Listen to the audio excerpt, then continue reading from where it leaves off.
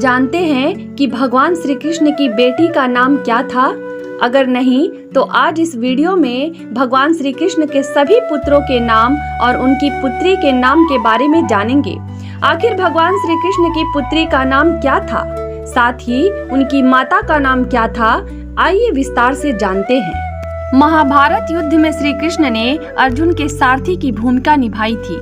उन्होंने एक सारथी वाले सभी काम बखूबी किए। वह सबसे पहले अर्जुन को रथ पर आरूढ़ करवाते और उसके पश्चात वह स्वयं चढ़ते। महाभारत युद्ध से पहले अर्जुन जब पथ भटक गया तो श्री कृष्ण ने उसे श्रीमद् भागवत गीता का ज्ञान देकर उसका मार्गदर्शन किया।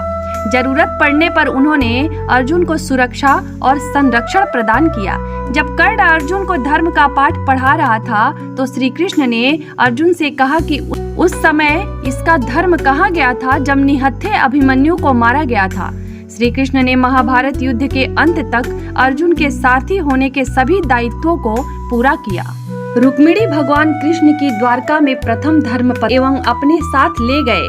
तदनंतर उन्हें दुष्ट शिशुपाल से बचाया। रुक्मिणी को भाग्य की देवी लक्ष्मी का अवतार भी माना जाता है।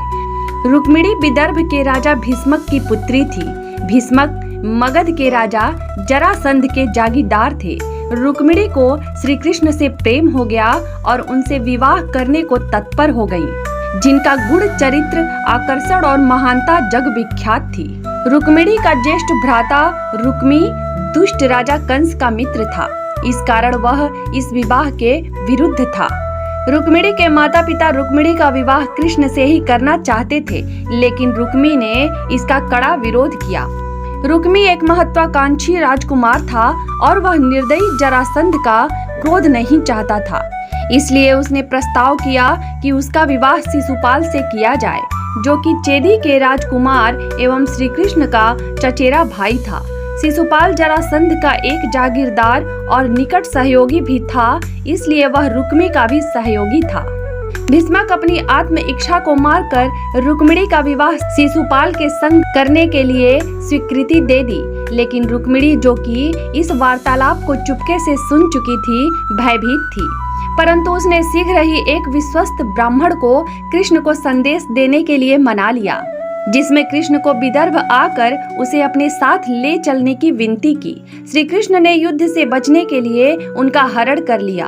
उसने श्री कृष्ण से कहा कि वह आश्चर्यचकित हैं कि वह बिना किसी रक्तपात के इसे कैसे पूर्ण करेंगे, यह देखते हुए कि वह अपने महल के भीतर हैं। लेकिन इस संकट का समाधान यह था कि रुक्मिणी को देवी गिरजा के मंदिर में आराधना के बहाने से महल से निकलना होगा। कृष्ण ने द्वारका में संदेश प्राप्त करते ही ज्येष्ठ भ्राता बलराम के संग विदर्भ को प्रस्थान किया। इसी बीच शिशुपाल को रुक्मी से इस समाचार पर अत्यधिक प्रसन्नता हुई कि वह अमरावती जिले के कुंडिना जाकर रुक्मिणी पर अपना अधिकार जता सकता है। जरासंध ने इस पर भरोसा न करते हुए अपने सभी जागीरदारों और सहयोगियों को शिशुपाल के सहायतार्थ साथ कर दिया, क्योंकि अंदेशा था कि श्री कृष्ण अवश्य ही रुक्मिणी को बचाने आएंगे।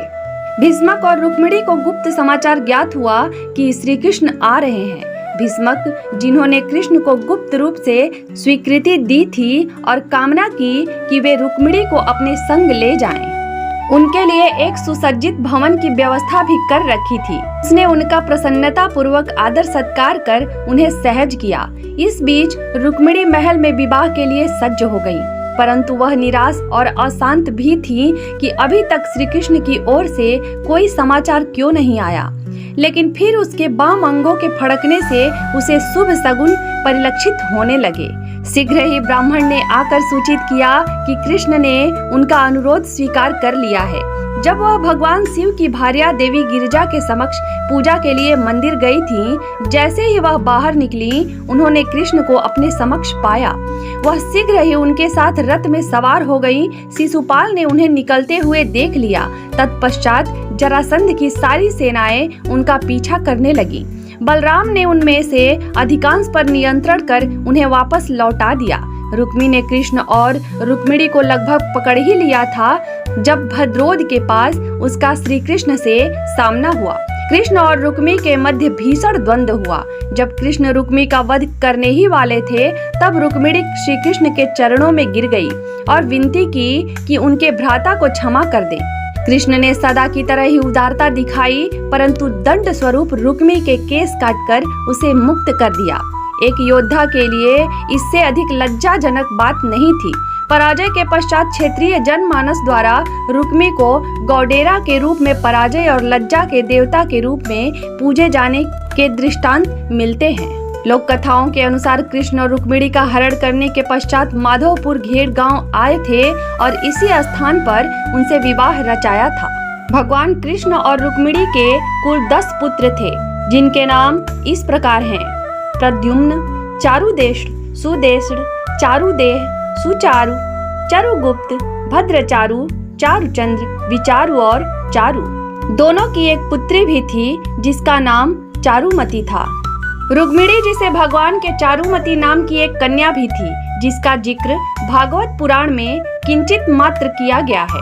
चारुमती के बारे में विशेष कुछ नहीं लिखा है, लेकिन ये बात बताई गई है कि युद्ध की समाप्ति के बाद जब कृतवर्मा फिर पांडवों में जा मिले थे, तो उनके ही बेटे बलि से कृष्ण की बेटी चारुमती का विवाह हुआ था। हालांकि इसकी पुष्टि नहीं की जा सकती है।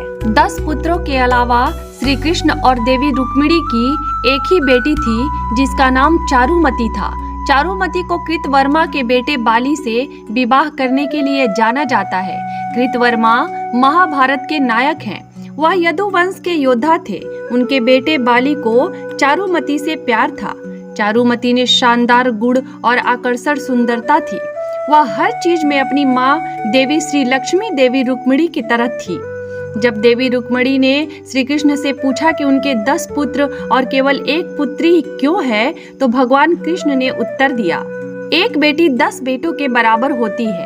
एक बेटी माँ और पिता को इतनी बड़ी खुशी देती है जो केवल 10 बेटे मिलकर भी माता पिता को नहीं दे सकते हैं। तो दोस्तों, उम्मीद है आपको ये वीडियो पसंद आई होगी। अगर आपको ये वीडियो थोड़ी सी भी इंफॉर्मेटिव लगी हो तो प्लीज़ इसे लाइक कर देना और चैनल को ज़रूर से सब्सक्राइब कर देना। Thank you, bye.